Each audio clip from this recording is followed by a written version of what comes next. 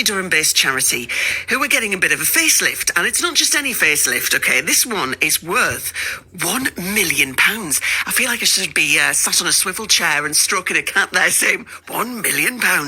It's the PCP, who is the Pioneer Care Partnership, who are based in Newton Aycliffe and create opportunities to improve lives and help disadvantaged communities throughout the North East.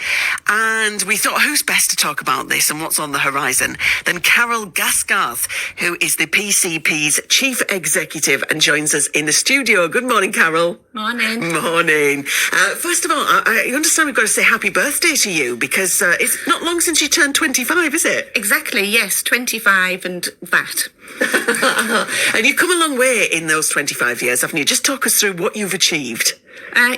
So I've been with the Pioneering Care Partnership PCP for 20 years now, starting as a project coordinator, delivering various different health and wellbeing activities across what was mainly the old Sedgefield borough, but then that expanded into County Durham. I then started to look at their business development and looking at how to expand the opportunities for people further, becoming the business development director and deputy chief exec a few years ago, and took over as chief exec about 11 years ago now, following the founding chief exec, Jane Hartley. Oh, fantastic. And so if anyone's listening this morning and they're saying PCP, I mean, I'm sure lots of people will have heard of you, but if anybody hasn't, just talk us through what you do and how you help. Yeah, so PCP is a North East based charity.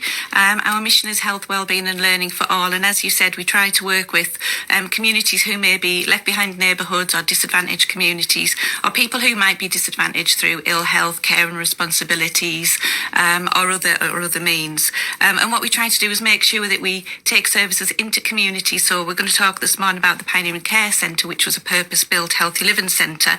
But we also have offices across the North East, but we very much work into community, supporting communities to help themselves really in terms of their own health and well-being. So it's about behaviour change and making sure that people have got the resilience to be strong, healthy, good citizens. It's so important, that, isn't it? It should be more done around this in schools, shouldn't it? Really? Absolutely, yes. Absolutely brilliant. So just talk us through this £1 million. I mean, where did it come from? What's it going to be used for? Yeah, so before COVID, we started to look at the centre. So the Pioneering Care Centre is a healthy living centre that's purpose-built, and the building itself is about 26 years old now. We had a hydrotherapy pool as part of the original build, but as with all things, technology moves on, parts become obsolete. So we were really struggling to keep the hydrotherapy pool going, really. So we started to look at that, and we started to look at what the people who use the hydrotherapy service would want for the future.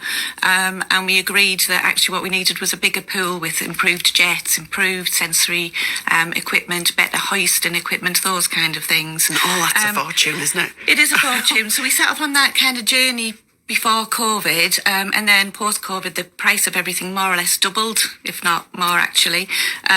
So the overall build costs about 1.2 million. Right. It's quite a lot. But, you know, the charity over the years has built up a reserve, and the purpose of charity building up reserve is to be able to put that back into the community for good use. So we thought, actually, what's better than making something that's physical and will be there for years to come to benefit communities.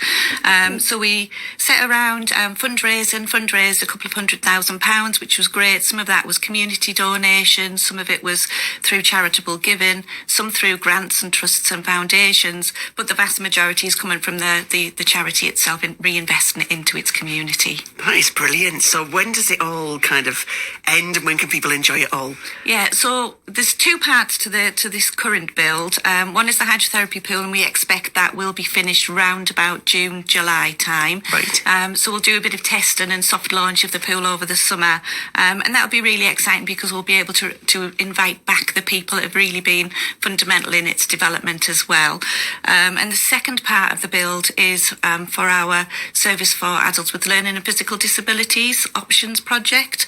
Options was our first ever project that we started as an organisation, and it's very much member led. They decide exactly what they want to do on a day-to-day basis. They direct the staff, and the staff, you know, ensure that they can have that support to be as independent as they can. So we're doubling the size of their room as well. They're getting Busy Bees, a local charity, have done a bit of fundraising to help them purchase a really big TV, smart telly, and I've now been informed that needs to turn into a media wall. Every time I go and see options, the list gets bigger, which is great. And one of the things that they were really keen to get was a kitchen, but we didn't actually cost in a kitchen. So Magnet have kindly donated a kitchen as well for options. So that'll give them so much extra space to be able to do different activities, because the members' needs are so diverse. Some people like to work alone and do things in a quiet space. Others like to do loud kind of disco dancing and all sorts. So to actually have enough space to be able to accommodate all of their needs will be great. And they also like to extend into the garden as well. So there's going to be a little community allotment space for them as well. So that'll be fab. So that's our current plans, but we've also got plans for the future as well. Yeah, it sounds brilliant. And what kind of reaction have you had to all these big plans then? Are people just really excited? Yeah, people are really excited. The staff are really excited as well. You know, we've got we put things out regularly on social media and through our Facebook channels and other socials and on our website. But to see the actual construction and the physical build happening, people are very excited. The roof of the options room went on last week, so a few of the staff have been in and had a look at the expansive space, and they're thrilled with that. But I think the people who use the services are really excited as well. So quite often people who've used the hydrotherapy pool in the past will ask our reception staff how things are going, how it's getting on. They're really keen to come back and experience it. But ultimately, we'll be able to double the amount of capacity that we've had. Previously, we offered around about 17,000 appointments to 3,500 people a year in the hydrotherapy. We'll be able to more or less double that. That's brilliant. So again, you know, there's loads of benefits for hydrotherapy, and we're one of the only open access hydrotherapy pools in the North East. You don't need a referral, you don't need to be associated with any particular condition, and you don't need a doctor's referral. So there's that for us is a bit of a unique selling point in terms of the pool. And for us, it's about keeping things reasonable and affordable as well in the cost of living crisis that we're currently in. It's important to make sure that everybody can access these things because the health benefits are phenomenal. You sound absolutely fabulous. Long may you continue. Thank you so much for coming in and chatting to us this morning. That is the brilliant Carol Gaskarth there, who is PCP's Chief Executive. Check them out. They sound absolutely wonderful, don't they?